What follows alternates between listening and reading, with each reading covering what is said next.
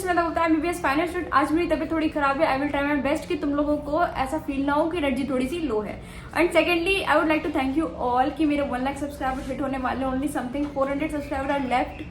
तो मैं तुम लोगों से एडवांस में थैंक यू बोलना चाहती हूँ कि थैंक यू तुम लोगों ने मुझे सब्सक्राइब किया, मुझे इतना सारा प्यार देने के लिए थैंक यू सो मच। उसके बाद मैं इस वीडियो के बारे में बात करती हूँ कि आज बेसिकली मैं बात किस बारे में करने वाली हूँ। बेसिकली आज मैं मेरी लाइफ की 2 सिनेरियोज के बारे में बात करने वाली हूँ। एक वो फेज जब मैं 12th क्लास में थी और 12th का रिजल्ट आया था, और दूसरा वो फेज जब मैं नीट में सेलेक्ट हुई थी। ठीक है, so let's start the video. जब मैं 12th क्लास में थी तब मेरे साथ बहुत सारे टॉपर स्टूडेंट हुआ करते थे। मेरे 12th में सिर्फ 74% आए थे, पर लेकिन जो मेरे आसपास के स्टूडेंट थे जो कि बहुत ज़्यादा टॉपर कहलाए जाते थे, उनके बहुत ज़्यादा मार्क्स थे मेरे से, लाइक 99%, 98%, 96 एंड सो ऑन। मतलब अच्छे स्कोर थे, बहुत ज़्यादा अच्छे मार्क्स आए थे। आज की डेट में जब मैं कंपेयर करूँ मेरे में और उनमें, क्या फ़र्क है कि आज मैं एमबीबीएस स्टूडेंट हूँ और वो कहीं ना कहीं 1 साल ड्रॉप लेने के बाद, 2 साल ड्रॉप लेने के बाद उन्होंने गिव अप कर दिया। रीज़न क्या था इसका? रीज़न यही था कि वो स्टूडेंट जो थे ऐसे स्टूडेंट थे जिन्होंने कभी फेलियर फेस नहीं किया। वो हमेशा से टॉप करते रहे। तो जब उन्हें फर्स्ट टाइम नीट में फेलियर फेस करना पड़ा, सेकेंड टाइम फेस करना पड़ा, तो वहाँ पे वो लोग उसको कोप अप नहीं कर पाए और उन्होंने गिव अप कर दिया। कहीं ईजी कोई भी स्ट्रीम लेके वो चले गए, बीएससी करने चले गए, एमएससी करने चले गए। पर लेकिन वही, क्योंकि मैंने अपनी लाइफ में बहुत सारे फेलियर ऑलरेडी फेस कर लिए थे, तो मुझे उस फेलियर से ज़्यादा फर्क नहीं पड़ा था, क्योंकि मेरे मार्क्स कंटिन्यूसली नीट में बढ़ ही रहे थे। तो इस बात से मुझे फर्क नहीं पड़ा, तो मैंने गिव अप नहीं किया। और नीट 2019 में मेरा स्कोर था 621 और मुझे गवर्नमेंट मेडिकल कॉलेज मिल गया और आज की डेट में मैं उन लोगों से आगे हूँ। उसके बाद सेकेंड जो सिनेरियो था मेरी लाइफ का, वो मैं आपसे एक्सप्लेन करने वाली हूँ, जो कि बहुत ज़्यादा इंपॉर्टेंट है। इस सिनेरियो को आप ध्यान से सुनना, आपको काफ़ी सारी चीज़ें क्लियर हो जाएंगी।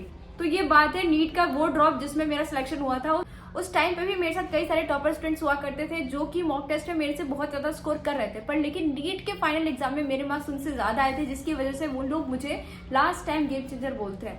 पर इसका क्या रीज़न था कि मेरे मार्क्स उनसे ज़्यादा आए थे? बेसिकली मेरे और उनमें एक ही फ़र्क था कि उन्हें मुझसे ज़्यादा कॉन्सेप्ट आता है, वो हाई लेवल के क्वेश्चन कर लेते थे और मुझसे वो हाई लेवल के क्वेश्चन सॉल्व नहीं होते थे। पर लेकिन यहाँ पे बात ये है कि नीट का जो पेपर होता है उसमें हाई लेवल के क्वेश्चन आते नहीं है, तो कहीं ना कहीं मैं और वो बराबर हो गए। और जो बेसिक जो फर्क था वो इसी बात पे पड़ने वाला था कि कौन अंडर प्रेशर ज़्यादा अच्छा परफॉर्म कर पाएगा। क्योंकि मैं अंडर प्रेशर उनसे ज़्यादा अच्छा परफॉर्म कर पाई, इसलिए मैं उनसे ज़्यादा अच्छा स्कोर भी कर पाई। बेसिकली नीट के एग्जाम के टाइम पे उनके साथ हुआ क्या कि उनको बहुत ज़्यादा एंजाइटी हो रही थी, उनको डर लग रहा था और उनका जो चीज़ों को सोचने समझने की शक्ति थी वो थोड़ी कम हो गई। इस वजह से वो नीट के एग्जाम में कन्फ्यूजन हुआ उनको और वो सिलेक्ट नहीं हो पाए। पर वही मेरा माइंडसेट ये था कि मुझे इस बात से फर्क नहीं पड़ता कि आज मेरा रिजल्ट क्या होगा, जो होगा देखा जाएगा, single sheet of paper can't decide my future. इस टाइप का माइंडसेट मेरा हमेशा से ही रहा है। जब मैं नीट का पेपर देने जाती थी तब मेरे पेरेंट्स ने मुझे ये साफ साफ बोल के भेजा था, बेटा हमने तुम्हारी मेहनत देखी है, इस साल अगर तुम्हारा सिलेक्शन नहीं भी होता तो भी हम खुश हैं। इस बात से ही मुझे बहुत ज़्यादा कॉन्फिडेंस मिल गया था और मैं एग्जामिनेशन हॉल में ऐसे गई थी जैसे I have nothing to lose. वहाँ पे मुझे कुछ भी लूज करने की जरूरत नहीं है, already I am a winner, क्योंकि मेरे से मेरे पेरेंट्स खुश हैं और इससे बड़ी बात कुछ नहीं होती है।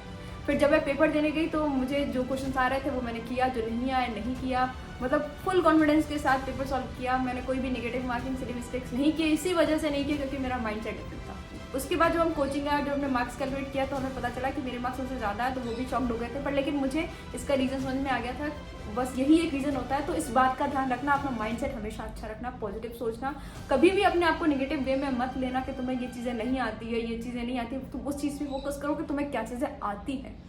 ठीक है, जितना नेगेटिव सोचोगे तुम्हारा रिजल्ट उतना ही डिटेरियोरेट होता जाएगा। इसलिए इस पॉइंट में सबसे ज़्यादा इंपॉर्टेंट ये है कि तुम अपने माइंडसेट को सुधारने पे ध्यान दो। जो भी ट्रॉमा तुमने झेला है ड्रॉप ईयर में, एक ड्रॉपर बहुत ट्रॉमा झेलता है, तो जो भी ट्रॉमा तुमने झेला है अभी तक, उस ट्रॉमा से बाहर निकलो और अपने आप को दोबारा से रीजनरेट करो, अपने आप को एक नया व्यक्ति बनाओ। अपनी लाइफ में तुम आगे और क्या अच्छा कर सकते हो उस चीज़ पर ज़्यादा ध्यान दो, तो ये चीज़ें तुम्हें काफ़ी आगे तक लेके जाएंगी। तुम किसी से कम नहीं हो। तुम भले ही तुम एक ड्रॉपर हो तो क्या हो गया, 1 साल तुमने पढ़ाई नहीं करी तो क्या हो गया, कुछ बहुत बड़ी बात हो गई क्या? नहीं हुई। ठीक है, जब जागो तब सवेरा होता है। ठीक है, इस बात को हमेशा ध्यान रखना, क्योंकि ये बात बहुत बहुत सही कही है किसी ने कि जब जागो तब सवेरा होता है। जब तुम मेडिकल कॉलेज में आओगे तो ऐसा नहीं होगा कि जो नीट में जो सबसे हाईएस्ट परफॉर्मर स्टूडेंट्स थे, लाइक टॉप 3 के स्टूडेंट होते हैं, वो हमेशा टॉप करेंगे, ऐसा नहीं होता है। वो ऐसे स्टूडेंट भी टॉप करते हैं जिनके मार्क्स बहुत कम आए, क्योंकि उन्होंने कॉलेज में पढ़ना स्टार्ट किया, वो कॉलेज में ज़्यादा अच्छा पढ़ते हैं, इसलिए वहाँ पे वो अच्छा स्कोर कर पाते हैं। हमेशा ही अपने आप को कल से बेहतर बनाने की कोशिश करो, अपने आप को किसी से कंपेयर मत करो, और अगर कंपेयर करना ही है तो अपने पास परफॉर्मेंस से करो। Here I would like to add कि PW से पढ़कर हज़ारों बच्चे इंडिया के top engineering and medical college में पहुंच चुके हैं और PW लेकर आए हैं यकीन ड्रॉपर बैच जो कि कंप्लीट इंग्लिश में है। इस बैच में आपको मिलेंगे इंडिया के top faculty that will help you in preparation for NEET and will clear all your doubts. सारी क्लासेस लाइव होंगी और अगर तुम कोई भी क्लास मिस कर देते हो तो तुम्हें प्रीवियस क्लासेस की रिकॉर्डिंग्स भी मिल जाएंगी। You will get daily practice paper with video solutions, class notes, doubt solving session to make your preparation more effective. Your test will be held according to the test planner to help you prepare according to the exam pattern and understand the time management. If you also want to prepare for NEET, then you should join this batch which is now available at 4200 instead of 4700. You will get DPP video solutions in detail by class teacher, NCERT discussion, PYQs, revision short notes, formula sheets and mind map.